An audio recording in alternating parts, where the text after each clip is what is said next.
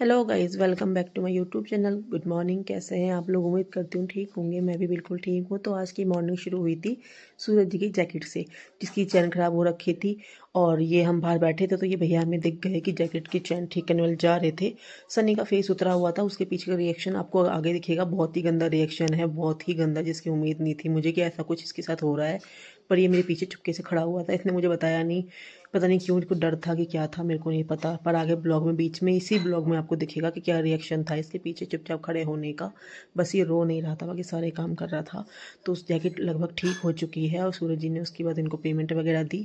तो जैकेट लगभग ठीक हो चुकी है। बहुत ही गर्म जैकेट है, तो सूरज जी जल्दी से इस जैकेट को खराब मतलब फेंकते वैकते नहीं ना, किसी को देते हैं, वो ठीक करवा लेते हैं बार बार इसको जब भी इसकी चैन खराब होती है। तो इस तरीके से मतलब बहुत ही गर्म जैकेट है और बहुत ही अच्छी है। तो इस वजह से जल्दी से किसी को वो देते भी नहीं है, कहते नहीं मुझे ड्यूटी के हिसाब से मेरी बहुत अच्छी है और बहुत ठीक चल जाती है। अभी आपको बहुत ज़्यादा गुस्सा आने वाला गाइस, किस बात पे वो मैं दिखाती हूँ आपको, किस बात पे, ठीक है, कि क्या रिएक्शन हो रहा है सनी का और सनी ने क्या हरकत करी है आज, वो आपको अभी दिख जाएगा ब्लॉग में, आप देखना। पर उसके बाद भी हम माँ बाप हैं, हमने क्या उस रिएक्शन का क्या हमारा नतीजा था, वो हम आपको इस ब्लॉग में दिखाएंगे कि माँ बाप कैसे होते हैं। देखो क्या ये खून, वो किसका है देखो, दिखाती हूँ मैं भी। क्या हो गया इसको, जो पीछे खड़ा हुआ है आराम से। सच में पता नहीं क्या बच्चे हैं भाई। चोट लगा ली फिर कहता तुम पहले पिंकी प्रॉमिस करो तुम मुझे मारोगी नहीं। कुछ बताना है मुझे आपको।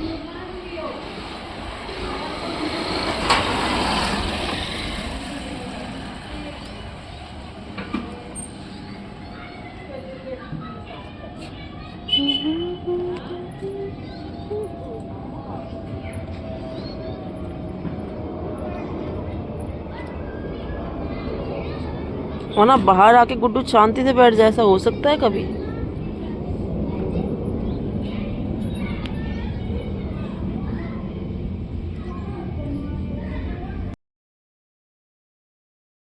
तो गाइस आपने देख लिया इसका क्या रिएक्शन था। देखो इतने ज़्यादा ब्लड निकल रहा था, पता नहीं कैसे इसकी चोट लग गई थी, मुझे नहीं समझ में आया।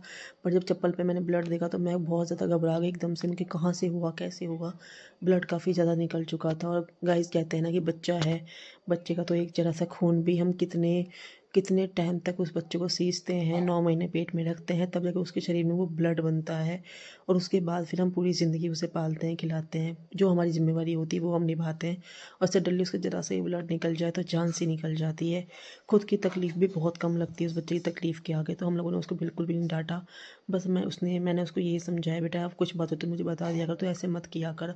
मैं बहुत ज़्यादा घबरा चुकी थी, लेकिन फिर भी सूरज जी ने उसको बोला, मतलब कि पहले वॉश करवाया, फिर डिटॉल से अच्छे से साफ़ करके मैंने उसको बैंडेज लगा दी थी। दरअसल ये चप्पल से उसको चोट लगी थी, चप्पल जो है उसकी कॉर्नर का वो निकला हुआ है, तो उसके छिल गया था उसका पैर।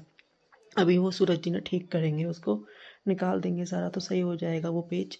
तो रबड़ थी उसकी वजह से काफ़ी ज़्यादा छिल चुका था उसका पैर। तो अभी मैंने देखा है कि चप्पल वगैरह लेकर आऊँगी मैं उसके लिए, अभी मिल जाएगी। तो यहाँ पर मैं घर में आ गई गाइस। घर में आने के बाद देखा तो मतलब मेरी वॉशिंग मशीन जैसे कि ख़राब थी, पता था आपको। तो मेरे खुद के देवर थे, मेरे देवर आए थे वॉशिंग मशीन ठीक करने के लिए, और बहुत ही अच्छा काम किया उन्होंने सच में। तो हमारे लिए वॉशिंग मशीन, मुझे उम्मीद नहीं थी कि ठीक हो जाएगी, बिल्कुल भी नहीं लग रहा था कि पता नहीं कितना खर्चा आएगा क्या नहीं आएगा, कुछ नहीं पता। तो फिर इसलिए हमारे देवर थे वो मतलब यही वर्क करते हैं। देखो गाइस, काम कोई छोटा बड़ा नहीं होता, इंसान बड़ा काम करेगा तो भी वो पैसा कमाएगा, छोटा काम करेगा तब भी वो पैसा कमाएगा। तो गाइस फिर वो काफ़ी अच्छे से करे गए। तो रीज़न उस वॉशिंग मशीन का ये निकला, सूखने वाला जो कपड़े सुखाते हैं वो वाली ख़राब हो रखी थी मेरी, उसमें मतलब किसी का कपड़ा फंसा हुआ था। हमारे पड़ोस में पहले कोई रहते थे, वो मेरी वॉशिंग मशीन एक दो बार यूज़ की थी उन्होंने पहले, काफ़ी टाइम हो गया गाइस, इस बात को 1 साल के ऊपर हो गया। तो उनका कपड़ा इसमें फंसा हुआ था, जब वो कपड़ा निकला तो मैं समझ गई कि हाँ ये उन्हीं का कपड़ा है।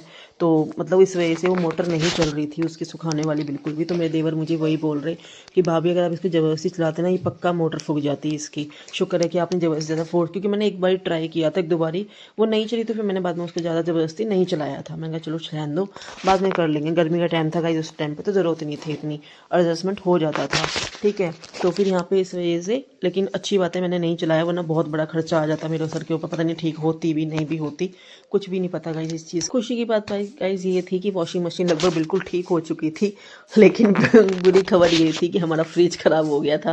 फ्रिज में मतलब हमारे जो वो कूलिंग करता है, क्या बोलते हैं, कंप्रेसर करके कुछ बोलते हैं, वो ख़राब हो चुका था। तो उन्होंने बोला कि कोई बात नहीं भाभी, अभी सर्दी का टाइम है, बाद में ठीक करवा लेना। तो मैं फिर बाद में ठीक करवा लूँगी या फिर कोई नया फ्रिज देख लूँगी, अभी तो कुछ ऐसा प्लान नहीं है, अभी फ़िलहाल चल जाएगा, ठंडी का टाइम है।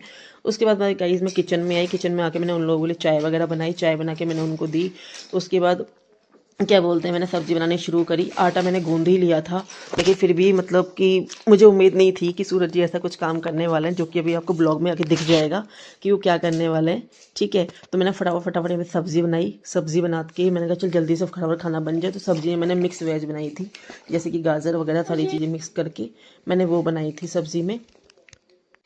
तो जैसे ही मैं फटाफट सब्जी वगैरह छौंक के, जब सूरज जी को दिख गया कि हाँ सब्जी सविता ने बना ली है, तो सडनली एकदम मैं कुछ काम किचन में कर रही थी, पीछे से एकदम से आके उन्होंने फटाफट से रोटी बनानी शुरू कर दी। मैं देख के हैरान, मैंने कहा क्या हो गया आपको? कह रहे तू हट जा, रहने दे, मैं फटाफट रोटी बनाता हूँ, तो इतनी देर तक लगी रहेगी, मैं मोटी मोटी रोटी बनाऊँगा, ऐसे बोलने लग गए। तो मैंने कहा चलो ठीक है। तो फिर मैं उनके साथ रोटी में खड़े होकर पीछे की तरफ मैं रोटियाँ को गर्म बना रहे थे, और मैं रोटियों में फिर गर्म घी लगा रही थी। मैं चलो घी लगा देती हूँ, मैं छोटा मोटा काम मैं संभाल देती हूँ। तो मैं पीछे लगी हुई थी। अच्छा नहीं लगता गाइस कि वो चलो आ गए साथ में और फिर मैं चल के जाकर बैठ जाऊँ, तो वो चीज़ें अच्छी नहीं लगती है गाइस। तो वो ऐसे ही है गाइस, उनका मूड की मर्जी है। अगर उनका मूड है ना, तो वो किसी भी काम को अपने आप ही लग जाते हैं, वरना उन्हें फोर्स करके बोलते रहो तो वो नहीं लगेंगे। और जब से नाइट शिफ्ट उनकी हुई है ना, उनकी लगभग नींद पूरी नहीं होती, वो हम दोनों के साथ ही लगे रहते हैं दोनों। ठीक है, तो वो लगे रहते हैं हम लोगों के साथ ही गाइस करने के लिए, उन्हें नींद पूरी नहीं हो पाती, बट फिर भी वो इतना कुछ नहीं बोलते, कहते कोई बात नहीं ठीक है, क्योंकि दिन का टाइम होता है नहीं सो पाते गाइस, वो 2-4 घंटे ही सो पाते हैं शाम के टाइम। तो इस वजह से फिर भी वो कुछ नहीं बोलते, कहते कोई बात नहीं ठीक है, एडजस्टमेंट हो रहा है ना, चल रहा है ना, काम चल लेने दे, कोई दिक्कत नहीं है तो हम लोगों का कुछ इस टाइप का रूटीन हो रखा है गाइस। तो कैसा लगता है वैसे मेरे हस्बैंड का आपको नेचर देखने में? वैसे बात तो कभी करी नहीं है उन्होंने, लेकिन आप मुझे ज़रूर बताना कि मेरे हस्बैंड का नेचर आपको कैसा लगता है। सन्नी के बारे में, मेरे बारे में तो आप काफ़ी अच्छे से जानते हैं, बट उनके बारे में इतना नहीं जानते हैं। तो किस टाइप से लगता है, कैसा लगता है आपको उनका स्वभाव, वो किस तरह का बिहेव करते हैं मेरे साथ, वो सब चीज़ें आप मुझे ज़रूर बताना कमेंट में, ठीक है। और कमेंट हमेशा मैं ऑन रखती हूँ, कभी कभी ऑफ हो जाता है, उसके लिए सॉरी गाइस। उसके बाद हम लोग फटाफट से किचन में हमने खाना ना खाना शुरू करा। साथ में खाना ना खा के देखा तो लगभग 2 बज गए थे खाना खाते खाते हम लोगों को। फिर हम लोग थोड़ा खाना खा के इस टाइम सो जाते हैं, डेली का हमारा यही रूटीन होता है कि अब हम लोग सो जाते हैं। खाना खा रहे हैं, ये रसन ही मशीन लगा के सारा काम क्लियर करके, और अब हम लोग खाना ना खा रहे हैं 10:30 बजे, फिर सो जाएंगे।